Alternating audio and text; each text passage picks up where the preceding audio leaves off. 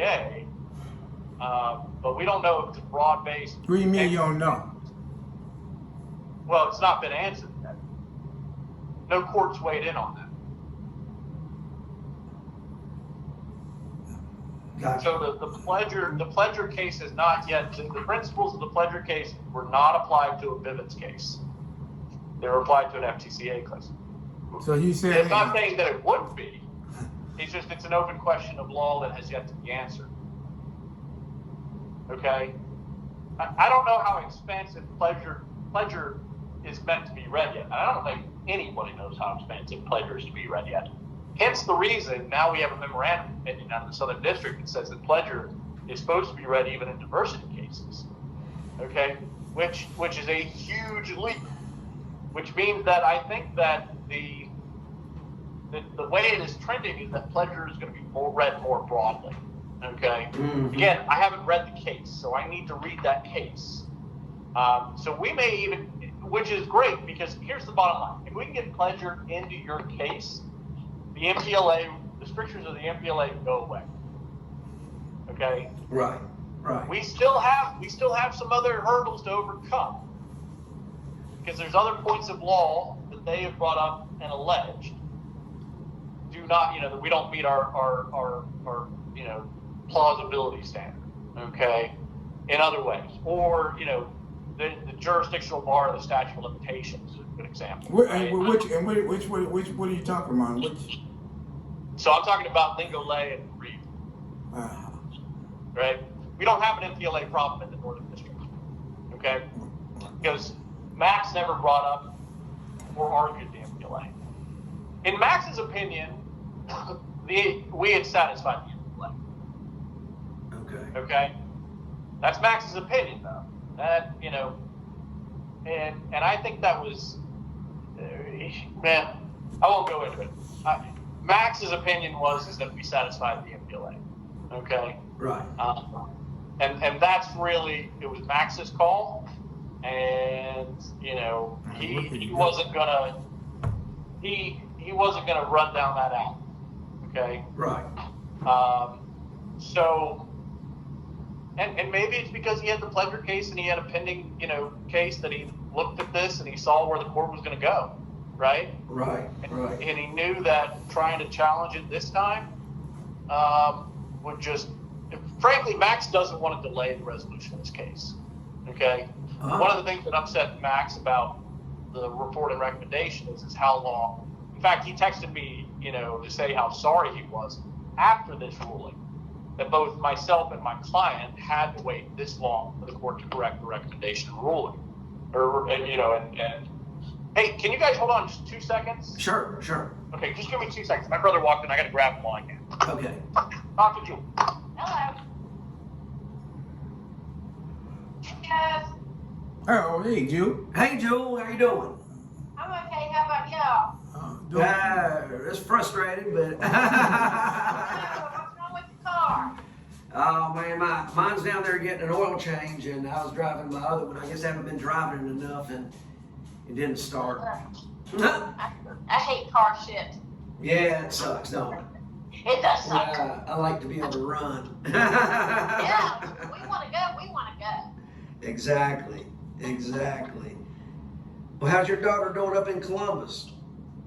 What? How's your daughter in Columbus? She's about the same. Yeah. My dad started chemo again this morning for his cancer, so. Oh, I'm sorry to hear that. Well, I'm glad he's getting treatment, but I'm sorry to hear that. Yeah, the cancer's getting worse. He stopped the last type of chemo and they put him on something a little bit more strong, and it's just rough. So, Yeah. What type of cancer is he suffering from? he has lymphoma, which means it's in your bloodstream. So you just wait for in your lymph nodes. So you just wait for the tumors to pop out. He's had this like his 5th time, dealing with cancer tumors from the lymphoma in 7 years. So. Oh man.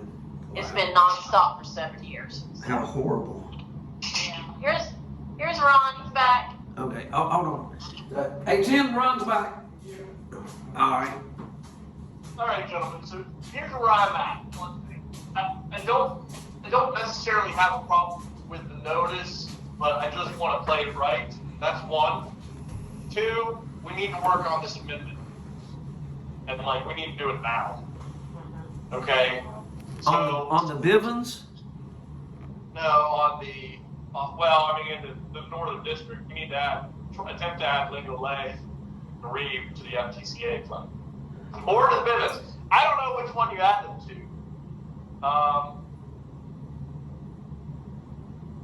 Maybe we add legal lay and bereaved to the business, and we add Board of Governors. And you're saying to do that in order to transfer it to Gina? Yeah, to transfer it to Gina to get it in a procedural posture or a substantive posture where we know pleasure applies.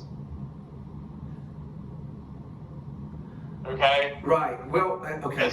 Because look, if we get the Board of Governors in on the FTCA claim and it sticks, the pleasure case is clear at that point that the MPLA does not apply. Yeah.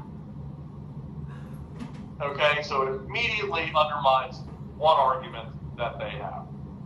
And what would you do? Just add them to the FTCA? Correct. Yeah, we would file a motion to amend our pleading to add a party.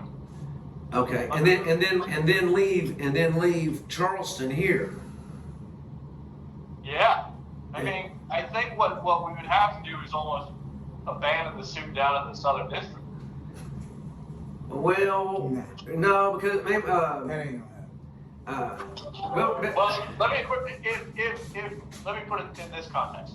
If they granted in the Northern District to add those parties, okay, it would be duplicative litigation to try and do it in the Southern District.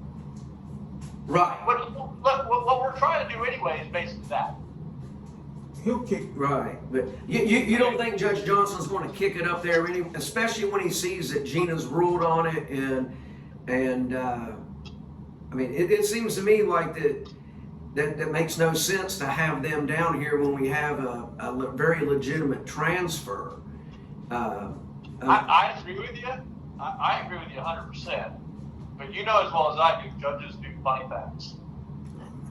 Okay? And I'm just trying to say that I think it's worth a shot to try this, because then we put it in Gina's court to say yes or no to the adding of parties. Okay? And if Gina says yes to the adding addition of these parties, okay, then we don't need Johnson. Right. Now, as it stands, we've got 3 motions to dismiss. No, four motions to dismiss in the Southern District. We've got that. We've got a motion to change venue. Right. We've got the pleasure case, which is going to be fully briefed, and I anticipate anywhere from 3 to 6 briefs on that to come down. Y'all gonna say the same. I mean, the Southern District is quickly turning into a clusterfuck. Right. I mean, it is already a clusterfuck. Okay? And the problem is we're having to jump through a lot of hoops to keep it alive. But hey, I tell you, the only thing is that 11th Amendment. You cannot bring the Board of Governors and the hospitals in because they have to expressly waive the 11th Amendment. You can only bring in Lingo, Lay, and Garay, because that's the big, and that's what Jenny even was talking about, that see, we can't bring them all up. We can't bring them all up at the same time. Yeah. I mean, definitely Lingo, Lay, and Garib are, I think, apt to be brought up. So, yeah, I mean, so at the end You of would the want to day, add them to the business, though, wouldn't you? venue on it You would want to add them to the will be business. granted. I'm curious to see if that'll be granted or not. What's granted? The transfer? If the transfer is granted, yeah. Well, maybe we should wait on that transfer. Maybe we should wait to see if he transfers it before that we add them as a party. That's a possibility. What concerns me about that is waiting any longer to add a party. Yeah. We would have to do what? I said, what concerns me about it, the only thing that concerns me really is waiting any longer to add a party, because at the end of the day, a dilatory kind of waiting. But do we? I guess our argument goes is that, we need to kind of. But do we run into statute of limitations problems by bringing it in a new case by adding them? Yeah, because that would take us out like 4 years out from the. Well, yeah. Well, but see, the question is generally notice. Did that defendant have notice of the case, and could reasonably be expected to be brought into that case? I think is what the law states on that. So, if I sue Carnival Cruise Lines and their parent company, Carnival Entertainment, right? I sue Carnival Cruise Lines, we get into litigation, and I find that there's some way, or I realize that I really should name the parent company. The question is did the parent company were they aware of the litigation such that I could bring them in, even though they were past the statute of limitations? And that question of awareness, and I think that's actually the case that you teach in law school on it, is the Carnival Cruise Lines case, is was it reasonable to expect litigation on this? And I think that it is reasonable. The argument would go that it's more than reasonable to expect litigation. We sued them. We think we just sued them under the wrong, arguably under the wrong statute, right? I mean, should have been an FTCA. He should have been involved up here. And Tim did a fantastic job as a pro se plaintiff, but he was pro se nevertheless. And, we ran these, kind of their fruition in the Southern District, but all the same. So I don't know. Let's think about it a little bit. We need to do some more research on that point, but we need to do the research. Okay. So and see where we're at on that. Let's reconnoiter Monday. Okay, I've got a Supreme Court brief I've got to knock out, and I've got the guy who's got a life sentence calling me in 10 minutes. Oh, shit. So okay. Let me jump. Okay. Get this stuff done. I'll be around this weekend. We can talk more. I have to get this done right now. Okay, buddy. All right, that sounds All right, good. gentlemen. All right, buddy. Hey, thank y'all very much. Hey, I'll talk to y'all. Have a good weekend. We'll chat. We'll catch up. Okay, buddy. Okay. All right, bye. All right, bye-bye.